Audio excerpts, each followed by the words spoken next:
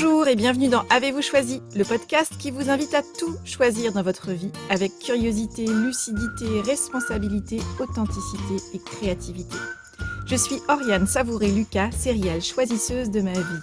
Je suis aussi coach et j'accompagne des personnes essoufflées par la course folle du quotidien et qui se disent que jusqu'ici tout va bien mais que ça ne va pas pouvoir durer encore longtemps comme ça. Je les accompagne à se composer une vie choisie qui leur va comme un gant, une vie plus épanouissante et impactante en profondeur. Dans la vie, j'ai les pieds sur terre, la tête dans les étoiles, et avec le podcast Avez-vous choisi, je vous propose d'explorer le vaste et intrigant territoire du choix. Cette exploration, je vous y invite au fil des épisodes et à travers 3 formats. Le billet, où je partage questionnements, réflexions et ressources qui m'aident à choisir ma vie. La conversation, que j'ai eue avec une personne et son précieux supplément d'âme, une personne connue ou inconnue du grand public, et dont je trouve la trajectoire et les choix de vie inspirants. Et enfin l'éclairage, où j'échange avec des auditeurs qui se sentent dans une impasse, bloqués sur le rond-point du choix, et qui souhaitent bénéficier de mon éclairage pour activer leur fonction anti-brouillard et se remettre en action.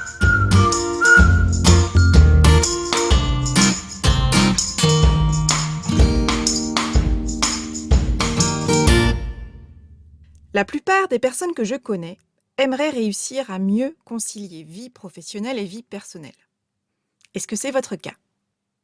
En tout cas, c'est une envie largement partagée qui mobilise beaucoup d'énergie et qui génère souvent beaucoup de pression, de tension, de frustration, de comparaison, de découragement et de culpabilité. Réussir à concilier vie professionnelle et vie personnelle, ça ressemble tout de même drôlement à une sorte de casse-tête insoluble qu'on s'évertue pourtant à tenter de résoudre encore et encore, avec un succès plus ou moins grand, mais dans tous les cas, jamais une fois pour toutes. Alors, dans cet épisode, j'aimerais vous partager pourquoi, selon moi, concilier vie professionnelle et vie personnelle ne fonctionne pas, pourquoi cette quête est un mythe inatteignable qui fait beaucoup de dégâts, et j'aimerais surtout vous présenter une autre manière de voir et de faire les choses. Alors, si vous avez envie de gagner en sérénité, en fluidité et en joie dans votre quotidien, eh bien, je vous invite à écouter la suite. Pour concilier vie professionnelle et vie personnelle, eh bien, on jongle, on se contorsionne, on marche sur un fil du mieux qu'on peut, en croisant les doigts pour que le chapiteau ne s'écroule pas comme un château de cartes. Parce qu'il y a quand même un petit côté bienvenue au cirque, dans l'envie qu'on a et nos tentatives de concilier vie professionnelle et vie personnelle. Sauf qu'on n'est pas des professionnels du cirque et qu'un spectacle de cirque, ça a toujours une fin. Et le cirque de la vie quotidienne, eh bien, lui, il ne s'arrête jamais.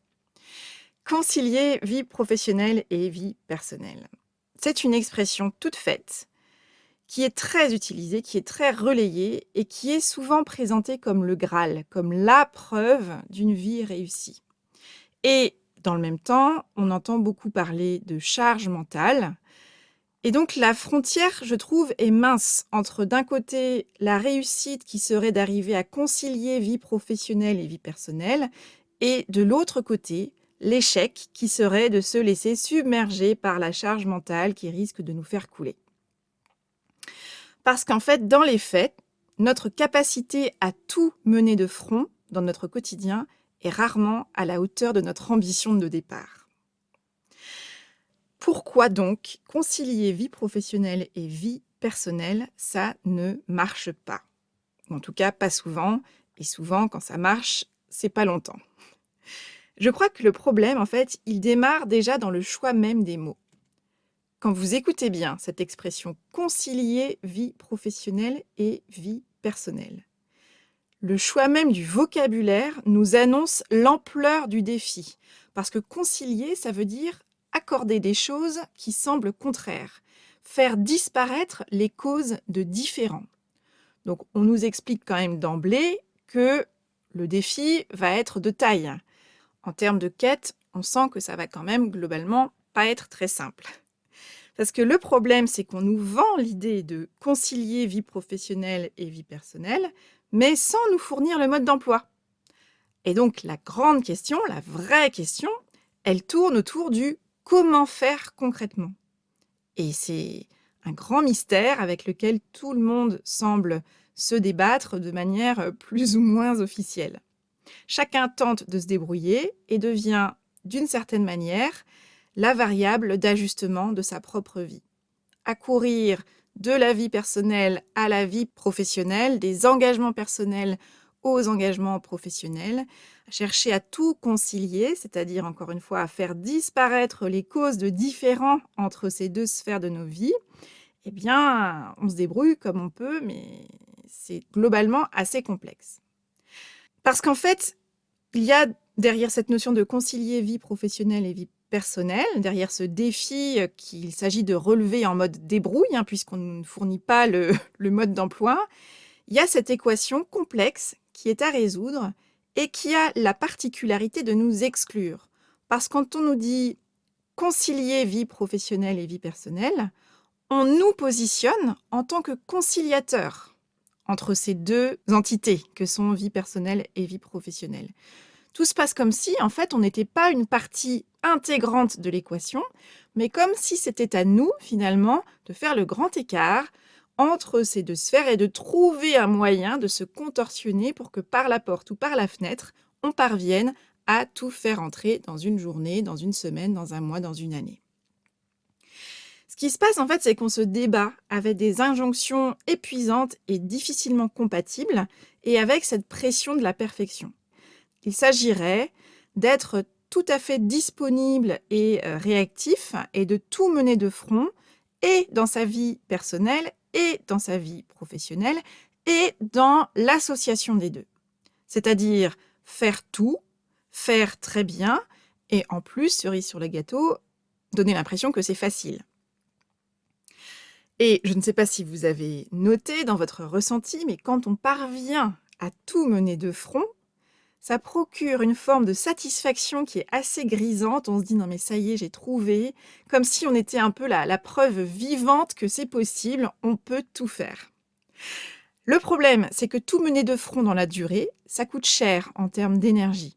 On court d'un engagement à un autre, entre le pro et le perso, on s'essouffle et d'une certaine manière, on s'assèche à force de jongler et de tenter de renouveler la performance, en fait, chaque jour et ce, dans la durée. On s'épuise à essayer d'être à la hauteur de cette injonction plus ou moins consciente de vouloir tout faire très bien et que ça paraisse tout à fait fluide et facile. Se contorsionner en permanence pour tenter de tout faire entrer au chausse-pied dans nos journées et dans nos vies, ça présente un risque majeur, celui de s'oublier au passage et d'être pris à son propre piège de la performance et au final d'y laisser des plumes.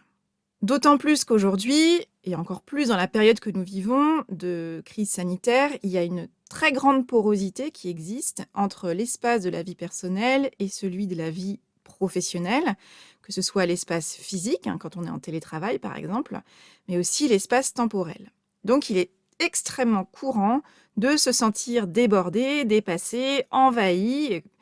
On s'en voudrait presque en fait de ne pas y arriver et de ne pas être une personne infatigable. Très souvent, ce que je constate, et peut-être l'avez-vous ressenti comme moi, on peut à certains moments avoir l'impression que c'est nous qui avons un problème, que c'est nous qui ne savons pas bien faire et que quelque part on est défaillant. Alors j'aime bien parler souvent du syndrome du bon élève ou de la bonne élève qui se sent défaillante et qui va se dire: «Mais qu'est-ce que j'ai pas compris? Qu'est-ce que je fais mal? C'est quoi mon problème?» L'enjeu, alors ça pourrait être drôle, mais la problématique quand même, c'est qu'en termes de résultats, ça peut créer de la détresse psychologique. Alors parfois, on va pas jusque-là, ça peut être un inconfort, mais quand l'inconfort est récurrent, ça peut entraîner vraiment une détresse psychologique, voire mener jusqu'au burn-out. Que ce soit le burn-out professionnel, parental, familial, mais souvent aussi un aggloméré de tout ça. Là où j'aimerais vraiment insister, c'est que le problème ne vient pas de nous. Le problème, il vient du rythme et des attentes qu'on a intégrées. Donc, première chose, si par moment vous vous sentez dépassé, je vous invite à vous poser ces quelques questions et je vous invite à vous les poser pas seulement quand vous vous sentez dépassé, mais aussi à froid, je dirais, en dehors des situations compliquées. Quel est le prix de vos efforts pour concilier vie professionnelle et vie personnelle en ce moment? Est-ce que c'est un prix? Est-ce que ça vous coûte un prix qui est faible, qui est raisonnable selon vous ou qui est élevé? Et si vous sentez que c'est devenu trop compliqué, que vous êtes vraiment, dans un fonctionnement qui vous dépasse, autour de cette question de: «Je veux absolument concilier vie professionnelle et vie personnelle et je n'y arrive pas ou plus ou pas comme je voudrais», posez-vous ces 2 questions. Qu'est-ce que je cherche à prouver? Et qui est-ce que je cherche à impressionner?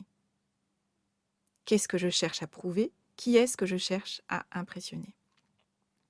Et puis une fois qu'on a posé tout ça, qu'on peut peut-être prendre un petit peu de hauteur, un peu de recul, j'ai envie de vous poser cette question.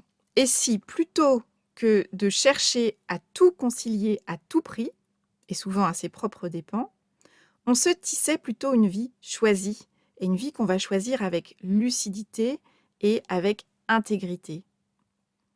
Alors, je ne conteste absolument pas, le besoin qu'on a de chercher et de trouver un équilibre entre notre vie personnelle et notre vie professionnelle.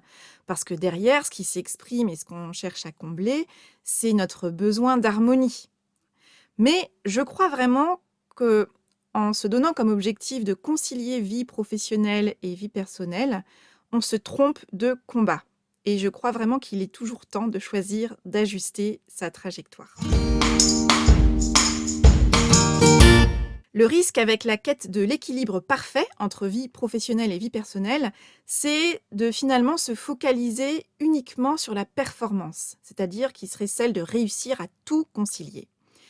Et de se focaliser sur les preuves extérieures de réussite, et que finalement, cette quête d'équilibre parfait entre vie professionnelle et vie personnelle, elle finisse par exclure notre propre satisfaction personnelle. On se retrouve alors à cocher des cases sur des checklists sans fin, et ça comble pas longtemps. En fait, il y a vraiment un piège à l'exigence de performance à tout prix, et il y a un petit peu ce syndrome du chausse-pied où on essaye de tout faire rentrer absolument et il reste toujours un peu de place et on va toujours trouver comment faire un petit peu plus. C'est que ce piège vraiment peut se refermer sur nous avec un réel risque d'épuisement, d'essoufflement et d'assèchement. Donc vraiment, je nous invite individuellement et collectivement à être attentifs et attentives à ne pas tomber dans le culte de la performance, de la conciliation vie pro-vie perso et dans le piège du mode robot sans âme et sans joie qui nous fait vivre dans la crainte du grain de sable, dans la mécanique d'une journée bien réglée comme du papier à musique, qui aurait pour principale source de joie une checklist terminée. Alors, il y a cette phrase de Krishnamurti, qui est un penseur indien, hein, qui m'accompagne vraiment et qui est, je trouve, un repère dans les périodes où on se sent un peu déboussolé et perdu. Cette phrase, c'est la suivante: «Ce n'est pas un signe de bonne santé que d'être bien adapté à une société profondément malade».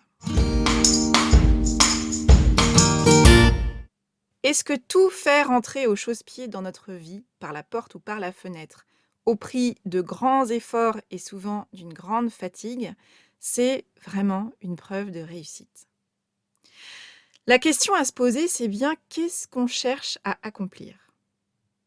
Je crois que l'envie et l'enjeu, finalement, pour chacun d'entre nous, c'est de grandir dans notre vie, d'accomplir de belles choses qui soient pleines de sens pour nous, et le faire d'une manière saine et durable, hein, et j'insiste, de manière saine et durable.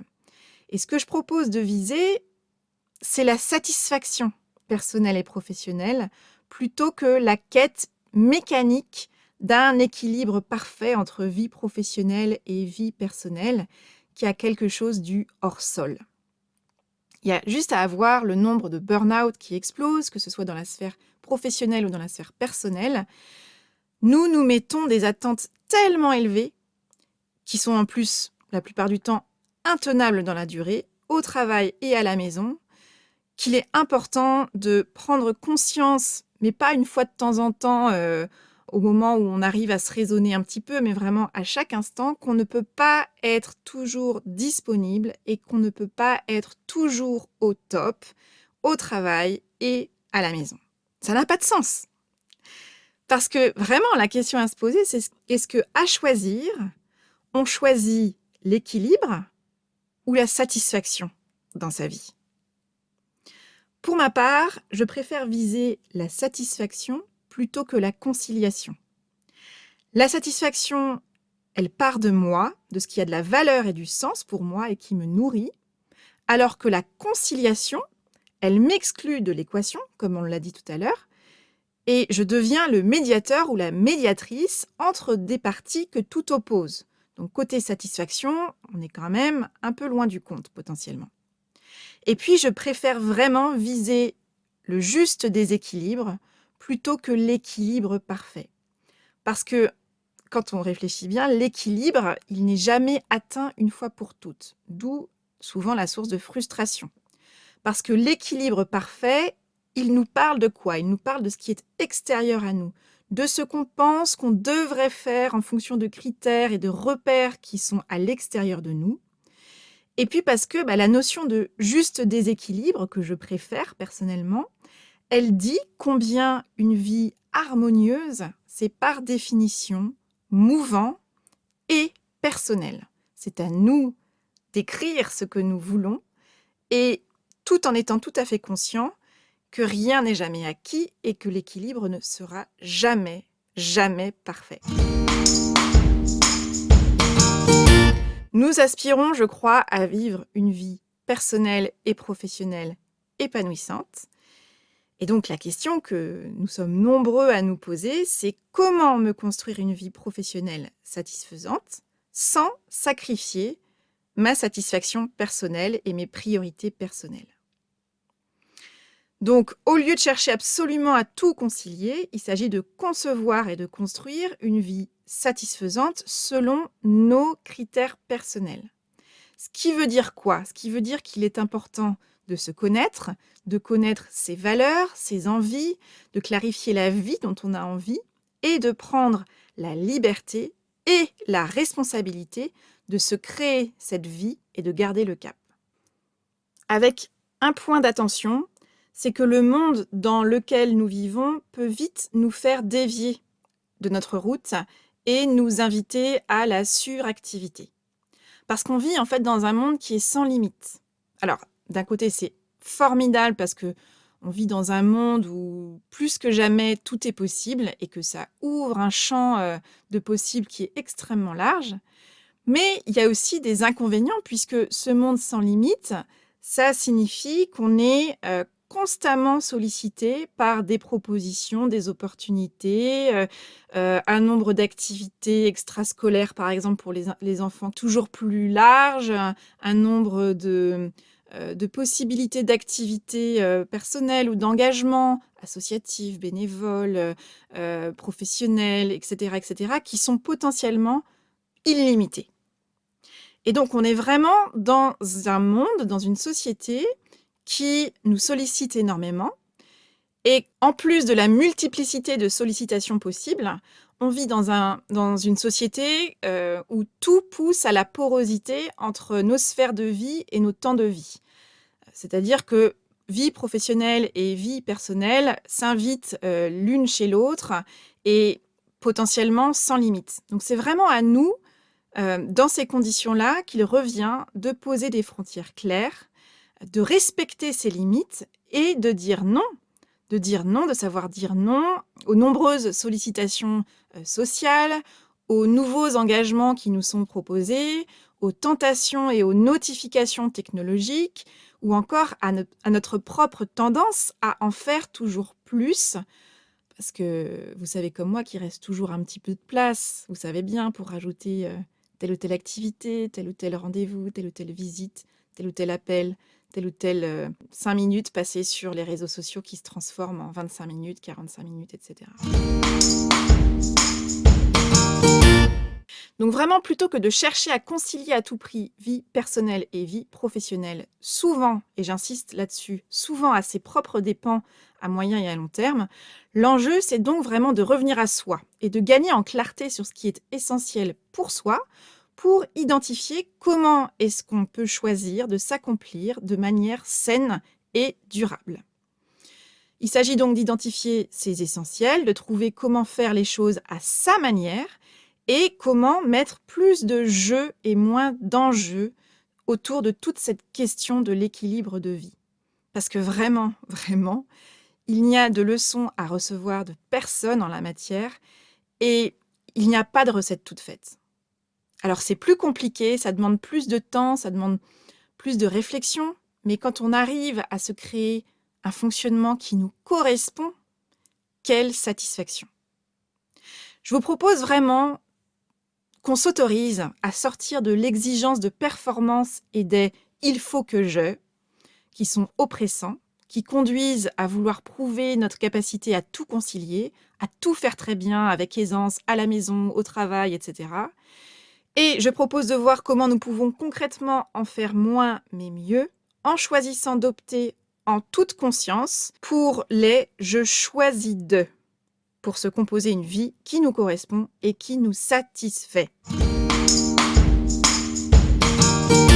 Alors, comment procéder pour se construire une vie plus satisfaisante? Eh bien, c'est simple, mais c'est pas facile.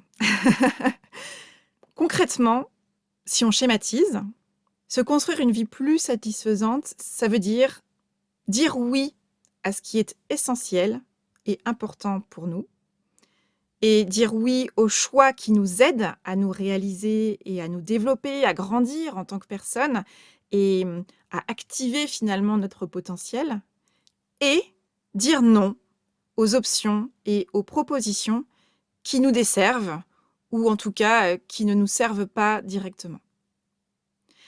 Parce que la vie, c'est pas une simple question d'organisation, d'optimisation de notre temps, de nos priorités, de nos agendas, pour en faire entrer toujours plus dans nos journées et dans nos vies. Donc vraiment, attention au risque de quotidien survolté et surchargé et de cadences épuisantes et asséchantes.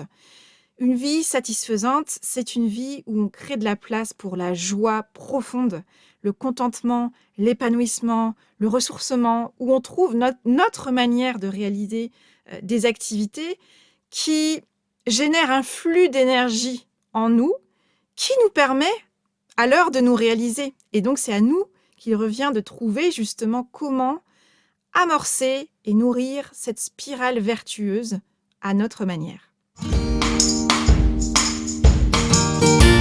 Pour vous accompagner dans votre réflexion autour de cette question de comment me construire une vie plus satisfaisante, je vous propose une série de questions. Ça peut être un travail que vous faites seul, ça peut être aussi un travail que vous partagez avec les personnes qui sont importantes pour vous.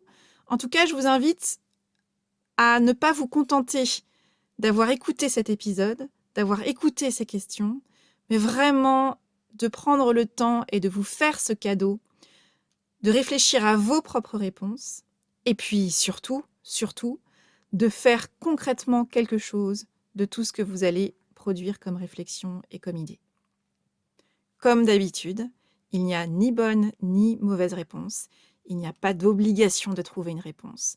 Parfois, il y a des réponses qui arrivent comme une évidence, parfois ça prend plus de temps, parfois les questions restent des questions, et la question, on peut la laisser infuser autant de temps qu'on en a besoin, et on peut aussi s'autoriser à se dire qu'on y répondra dès que ça nous semblera intéressant.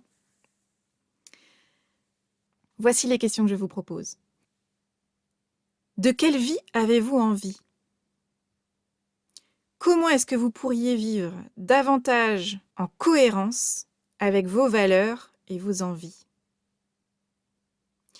Est-ce qu'aujourd'hui, vous déployez majoritairement votre temps et votre énergie sur ce qui est important pour vous? Et puis, qu'est-ce qui vous empêche aujourd'hui de vivre la vie dont vous voulez vraiment? Qu'est-ce qui vous manque dans votre vie d'aujourd'hui pour vivre une vie personnelle et professionnelle plus satisfaisante? Qu'est-ce qui est en trop dans votre vie? Qu'est-ce que vous choisissez d'ajuster pour vous construire une vie plus satisfaisante? Et puis surtout, par quoi choisissez-vous de commencer? Bonne réflexion et bonne action! Si vous êtes un monsieur ou une madame plus, avec cette tendance à toujours vouloir en faire plus et bien et que vous n'avez plus envie d'être dans la quête de performance à tout prix, si vous aspirez à mieux gérer votre temps et vos priorités pour vous composer une vie qui vous ressemble davantage, sachez que j'accompagne un petit nombre de personnes en coaching individuel à distance. Alors, si vous êtes à un moment de vie où vous sentez qu'il est temps d'investir en vous pour vous construire une vie plus satisfaisante, contactez-moi via mon site orianesavoureluca.com et prenez rendez-vous pour une conversation initiale offerte et sans engagement. Pendant 45 minutes, nous pourrons clarifier vos envies, vos priorités et identifier si un coaching est pertinent pour vous et comment nous pourrions travailler ensemble.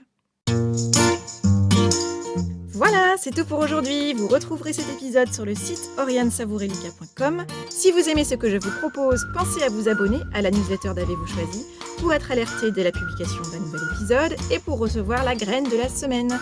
C'est une graine sous la forme d'une question, d'une réflexion ou d'une intention que je sème par mail et que vous pouvez choisir de regarder germer au fil de la semaine.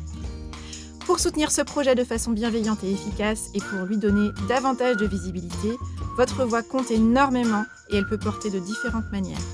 La meilleure façon de le faire, c'est de vous abonner sur la plateforme de podcast de votre choix, de partager votre enthousiasme par écrit en déposant une constellation et un avis sur Apple Podcasts ou sur votre plateforme de podcast préférée. Et bien sûr, continuez de faire découvrir Avez-vous choisi aux personnes qui comptent pour vous et que l'idée de se construire une vie choisie pourrait réjouir. Enfin, si vous souhaitez me contacter, excellente idée, n'hésitez pas à le faire via mon site ou les réseaux sociaux. Je me fais toujours un plaisir de vous lire et de vous répondre. Je vous souhaite une excellente semaine et je vous donne rendez-vous vendredi prochain pour un nouvel épisode. Et d'ici là, et si vous choisissiez tout ?